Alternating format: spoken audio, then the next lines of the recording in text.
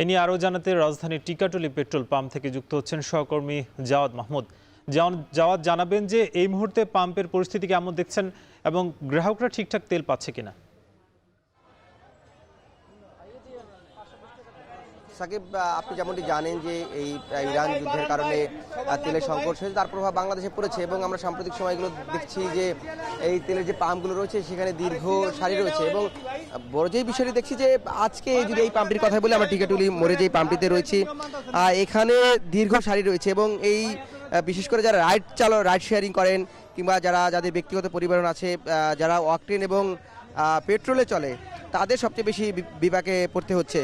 এবং আপনি দেখছেন যে এই যে পেট্রোল পাম্পটিতে রয়েছে এটি যদিও একটু ছোট পরিসরে সেই অর্থে, এবং এটি এখানে আপনি জানেন যে এই হানিফ ফ্লাইওভার থেকে এই অঞ্চলের বিশেষ করে চিটাগাং সিলেটের বাসগুলো এখান থেকে ছেড়ে যায়, কুমিল্লা রুটের কিছু বাস এখান থেকে ছেড়ে যায়। সামগ্রিক এটি একটি ব্যস্ততম এলাকা, কিন্তু সেই জায়গা থেকে এখানে যে লাইনগুলো হয়েছে প্রাইভেট কার কিংবা মোটরসাইকেলের, সেটি দীর্ঘ ছাড়িয়ে গেছে এবং এই কারণে এই মূল সড়কেও একটি যানজট তৈরি হয়েছে। যারা পেট্রোল মালিক, এখানে যে এই পাম্পের ম্যানেজার রয়েছে তার সাথে কিছুক্ষণ আগে কথা বলছিলাম, তিনি বলছিলেন যে তারা আজকে 4000 লিটার অকটেন তারা পেয়েছেন সরবরাহ করতে এখানে, এবং সেটি বেলা 2টা থেকে দিচ্ছেন। তারা মোটর সাইকেলে 500 টাকার করে তেল দিচ্ছেন এবং যেটি প্রাইভেট কার রয়েছে সেখানে 1500 থেকে 2000 টাকা তারা দিচ্ছেন তেল। এবং যে সমস্যাটি এখানে হয়েছে আমরা এসে দেখেছি যে সাধারণত আপনি জানেন যে এই পেট্রোল পাম্পগুলোতে জনবল থাকে 3জন 4জন সাধারণ সময়, যেহেতু হঠাৎ করেই এই যারা গ্রাহক আছে তাদের চাহিদা বেড়ে যাওয়ায় এইখানে এক ধরনের বিশৃঙ্খলার অবস্থা তৈরি হয়। কেউ এই যারা তেল নিচ্ছেন তারাও অনেক সময় যে সিরিয়াল সেই লাইনের বাইরে গিয়ে তারা তেল নিতে আসেন, সেই জায়গা থেকে এখানে যারা পেট্রোল পাম্পের যারা কর্তৃপক্ষ রয়েছেন তাদের হিমশিম খেতে হচ্ছে। কিন্তু এখানে যারা এই যে এখানে থানা পুলিশ আছেন তারা বলছেন যে কোনো ধরনের অনাকাঙ্ক্ষিত পরিস্থিতি এড়াতে বা সামগ্রিকভাবে যাতে সুষ্ঠুভাবে দেওয়া যায়, তারা সেজন্য এই যে এখানে যারা স্থানীয় প্রশাসন রয়েছে তাদের সাহায্য নিচ্ছেন এবং গ্রাহকরাও তাদেরও নানান ধরনের অভিযোগ আছে। এই নিয়ে সামগ্রিক এখন পর্যন্ত ছিল এই টিকাটুলির এই যে পেট্রোল পাম্প, সেই পেট্রোল পাম্প থেকে সবশেষ। রাজধানীর পাম্পগুলোর খবর জানাচ্ছিলেন জাওয়াদ মাহমুদ। এদিকে নারায়ণগঞ্জে পাম্পগুলোতে কাটেনি জ্বালানি তেলের সংকট। সরবরাহ কম থাকায় মোটরসাইকেলে দেয়া হচ্ছে সর্বোচ্চ 200 টাকার এবং প্রাইভেট কারে দেওয়া হচ্ছে 1000 টাকার তেল।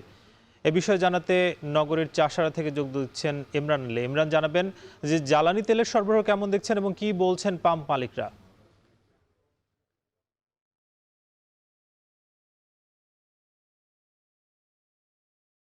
নারায়ণগঞ্জে যে পাম্পগুলো আছে সেই পাম্পগুলোতে কিন্তু আসলে সরবরাহ কিন্তু স্বাভাবিক নেই।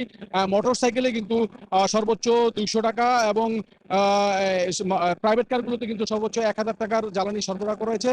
তো আমরা এখন যে পাম্পটিতে এসেছি সেই পাম্পটিতে এসে যেটি জানতে পেরেছি যে এখানে কিন্তু গতকাল রাত পর্যন্ত তাদের যেই সরবরাহ ছিল সেই সরবরাহ গতকাল গভীর রাত পর্যন্ত দেওয়া হয়েছে এবং আজকে সকালে 10টা 11টা পর্যন্ত কিন্তু আসলে তারা সরবরাহ করতে পেরেছেন।